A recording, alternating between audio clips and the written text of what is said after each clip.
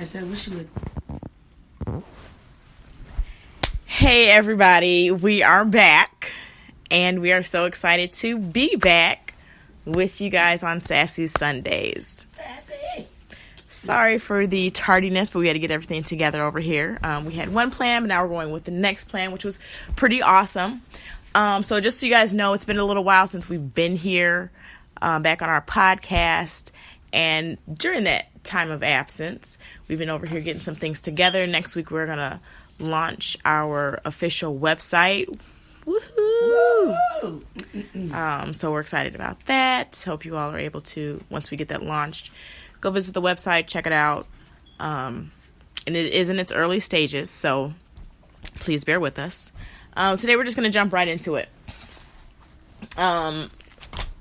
We had an original plan designed for today's Bring It Back to the Stage episode, if you want to call it that. I don't know, but that's what I'm going to say. Bring it back. However, we got our first letter in, which was so awesome, took me by surprise. And that is what's going to be the topic of our conversation for today. And to the anonymous writer of this letter here, hopefully you're listening today. I hope you've seen the postings of Sassy Sunday coming back today. Is today the 7th or the 8th? 7th. It's 7th. Okay, I was getting ready to say, because somebody told me that tomorrow's the 9th. I'm like, no, wait. Then that means I put the wrong date up for the podcast. Does anybody know what today is? That's terrible. It's the 7th. It's the 7th, yes. I was just at work. Right? Yes, so it is the 7th today. Okay, so don't worry about Suzette jazz it up over there. She's got kind of hoarse, but she is going to struggle through today's episode. Right. It has never stopped me from talking before, so I'm going to keep on talking now. All right, so here is what the letter says. It says, Dear Sassy Sundays. Mm-hmm. That's us, just in case you guys didn't know that, okay? Mm-hmm. Dear Sassy Sundays, my boyfriend and I have been dating for 2 years. At first, everything was great. We connected on every level possible, but the inevitable happened. Then the inevitable is in quotation marks. Uh-oh. I found evidence of him entertaining other women through social media and texting. Yes, I looked, but we have open access to everything of each other's. He gave so many excuses, which unfortunately I accepted. Now we are engaged, and I don't know what to do. What would you do? Quite interesting. Quite interesting. What would you do? Very heavy question right there. No, you need to drop him like a bad habit. I'm just gonna. You need to drop him like a bad habit. Bad habit. So we don't give people second chances here? No. That's a tough because, one. and not to say like that, it's not like it was a long time ago, here you go. Like back in my day, we didn't have all that. And sometimes you did get caught. To school in the snow that was 5 feet high above my head. No. But yeah, it's too easy. And if he's done it once and you caught it, it's happened before. Okay. That's not the only time. Just because you didn't catch the other times that it happened, and it doesn't mean it's not going to happen again. What I would like to find out a little more about, which I doubt if we'll be able to do, but in the letter it says entertaining, which is, it raises a question for me. So by entertaining, what do you mean entertaining? Like, what was he entertaining through social media? Was he just liking pictures?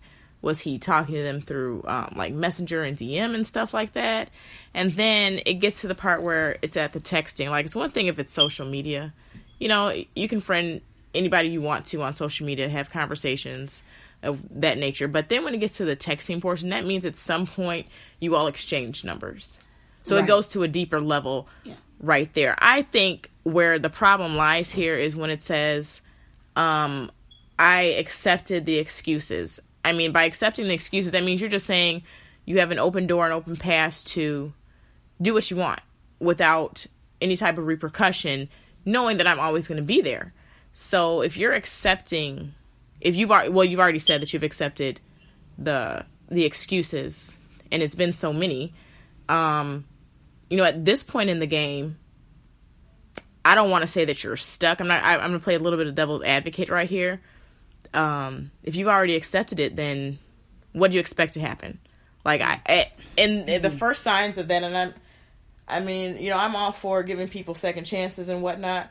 However, that's just blatant disrespect. If you can do that within a relationship, just stay single. What's the point in even having a relationship with anybody if you still want to be out here, quote unquote, entertaining other people? Right. If you want to entertain by yourself. Don't sit up here and act like you have me to come back. But there's the problem. He wasn't entertaining her. Number one, you said entertain. It wasn't that, a couple text messages. That entertain, like you said, means I've had some type of conversation, contact, or something multiple times. Entertain. It didn't say, I caught him cheating. I happened to see a past episode of, what is that? Cheaters? Marriage Boot Camp. And the dude, Little Mo's Little Mo's husband was crazy, talking true, but he lied right to their faces. And it's like, I'm like, they have the tape. Just replay the situation. So in that sense, it's like, what? Because I remember Lil Mo being on Love and Hip Hop when she was with the dude, and it was like, okay, clearly, like she said they had talked and I guess worked things out. He cleared out all his social media. And then all of a sudden, she finds another one that he put back up without even telling her. Yeah. You know, and it's kind of like in the same situation. Then what are you staying for? I mean, you have your answer right there. What's keeping you around? Just because you think somebody's going to do better, they're going to change? At this point, if they've done it once and then you allow them to have another opportunity, and by their actions you've seen they've changed, that's one thing. But if the first time they did it, you address it. They do it a second time, you address it. You do it a third time, you address it. And you said excuses. Yeah. It wasn't, I caught his first excuse. No, you said excuses. And yes, you might love him and everything. And now the feelings probably are there. But are you going to keep getting hurt? Yeah. And then you have a kid and there's another kid. And you have a kid and there's another kid. And there's kids in between your kids.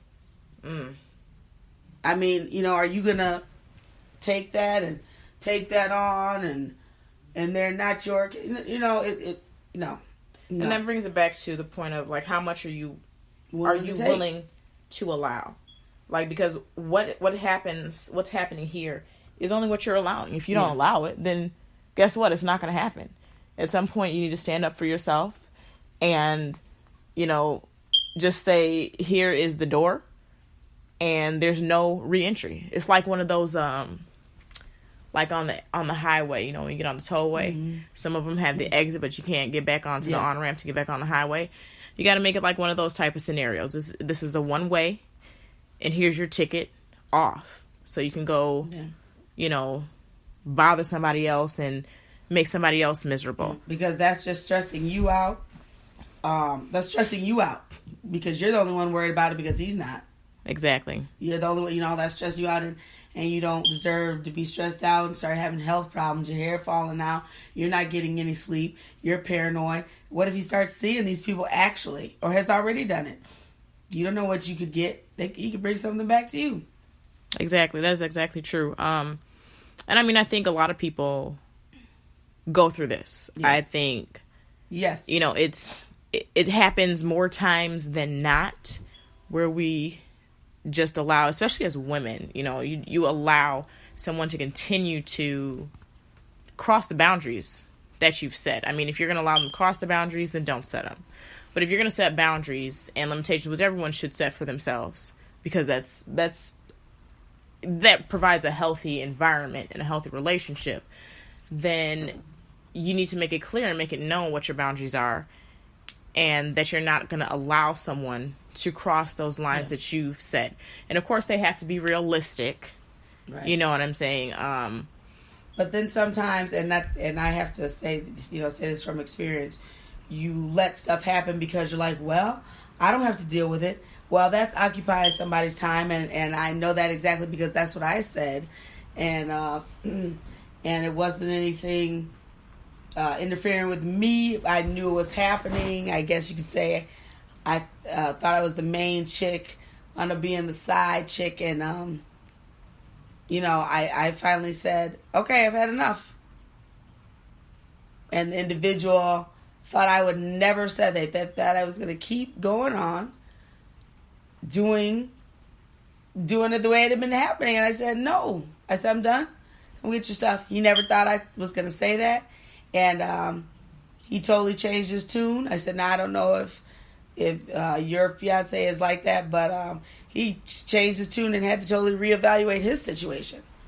But because he never thought I would say, I'm not going to do this anymore. You want, if that's what you want to do, fine. I don't have to keep being a part of it. Yeah, and I think that's the toughest part too. I think that's where it gets people. It's like you are going to change everything that you've built, and like, oh, I've been waiting for someone like this. Because at the beginning she says everything was great. Okay, it might be the man of your dreams, but I'm sure the man of your dreams isn't out here cheating on you and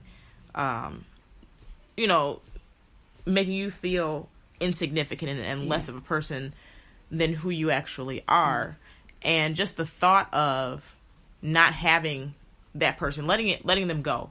Change is the hardest thing. But a lot of times we have to remember that letting go and allowing that change to take place is probably necessary. Because if it wasn't necessary, it probably wouldn't be happening. Yeah. I'm just saying. If things were meant to continue to go for you all to be together. And he was still doing this, you still would have stayed oblivious if you were actually supposed to stay in the situation. But you found out. Yeah. You saw it. And he's making up excuses. And they're excuses. To top it off, too, she says at the end, now we are engaged. And what should you do? Well, here's my thought process. If y'all just got engaged last week, keep the ring. Sell it later. Sell it and get some money for your troubles. Yep. But I would not continue, just because you're going to, if you have this lingering question here and you have doubt, then something's going on. Trust your gut. Just trust your gut. Trust your gut. And if this is going on now in your marriage, it's not going to get any better. Especially if it's already been addressed a bazillion times or however many times you've addressed it. Yeah. You're going to keep having to address the issue. Do you want to actually go through with the marriage, pay for all of the marriage to get everything get married, which is very costly. To have one of your friends catch you and then it just be a slap in the face and then they're asking you, why are you doing that? Yeah. To catch them, and then they get all confrontation-y in your husband at that point's face. That's because divorce is costly. Mm-hmm. Divorce is costly and hurtful. Yeah. And hurtful. And then what if you guys have kids within this? I don't even know if you have kids. You never addressed that in the letter. But if you don't have kids now and then you have kids later on, like, how is that going to turn out? Yep. There's a lot of options to weigh here. I'm not going to say either yes or no that you should get married or should not get married, because one thing you won't do is come back and be like, Sassy Sunday told me to leave you, and then we got a whole nother problem. Well, feel free, because he can call in, because I'm going to tell you right now, drop him like a bad habit. And if you got something to say, I'll give you my address, and you can tell him to come on over, and we can have a conversation now, with some sensible lies. The sensible advice to this would be, drop him like a bad habit. Follow your heart. Wrong. And do what's best for you, honey. Oh, do my what's gosh. Best for you. Totally terrible. But what we're going to tell you is, you don't want that negativity in your life, and it's not worth it. It's just not worth it. I mean, there's plenty of people out there. I don't know how old you are. I don't know how much time you got left, but there's plenty of people out there. People who will actually be happy to have you and feel like you are deserving, or they are deserving of you, and you need to understand that you are worth that. And if you want to tell them we told you, feel free. Like I said, I'm on call. Feel free, and you can always. But if y'all try to sue us or something, we ain't got no money, so don't try to sue. That's true. Just being real. That's true. Just being real, people. Just being real. All right. So, like I said, this is our first Sunday back with our Sassy Sunday podcast. This was not meant to be a long, drawn-out podcast, because we are just re-entering, and we just want to let you guys know, hey, we're back. We're here. So, every Sunday, we will be delivering to you all some great advice, possibly questionable advice. Who knows? Our words of wisdom questionable. Who knows? And we're so excited. Like, I was so blown away by us even getting an email with, like, what do you think I should do? So I appreciate you listeners out there. Like, that puts a big smile on my face, and that is so awesome. You guys can always email in and remain anonymous or email anonymous. The email is it's the yo